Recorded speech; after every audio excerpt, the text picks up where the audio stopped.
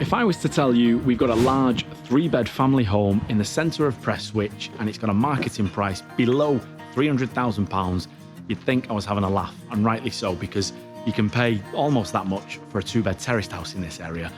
So what's the catch? Well, quite simply put, if you're looking for a bit of an exciting project, perhaps somewhere where you can implement your own cosmetic taste and make this one your forever home, then you're going to absolutely love number 124 Downham Crescent.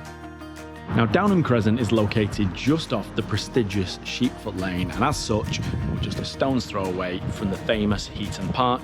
We're also within close proximity of Prestwich Village, and what's more, Bowker Vale Metrolnik station is just a 2-minute stroll away, giving you direct access into Manchester.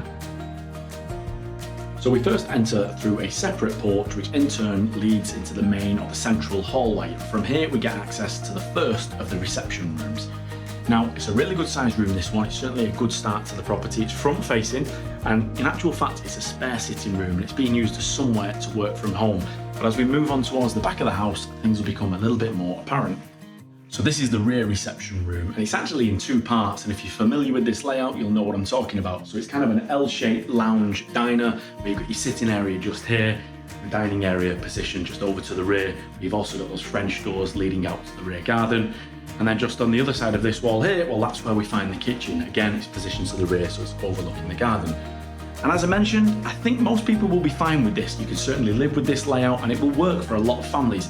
But for me, I know what I'd be looking to do, and I've got good ideas. So I think I'd be looking to take this wall out here, as well as taking this wall out here. So if you imagine all of this taken out, you open this whole area right up to create that large open plan family kitchen diner that everyone wants right now. You'll have bifolds to the rear, you've got plenty of space to have a central island as well.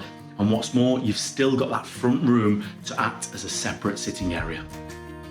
So upstairs, what have we got? Well, as I mentioned, this is a larger than average 3-bed house, so the bedrooms are really good in size. You've got the master bedroom to the front, and it's got those fitted wardrobes all the way around. You might look to update those in time, but for now it shows you what sort of space you're working with. On the other side of the landing, we've got 2 more bedrooms, and they're what I would call medium-sized rooms. So there's no official box bedroom in this house, which again, that's unusual for a 3-bed family home. Check out these 1930s doors, by the way. I think those are great. People will no doubt look to keep those.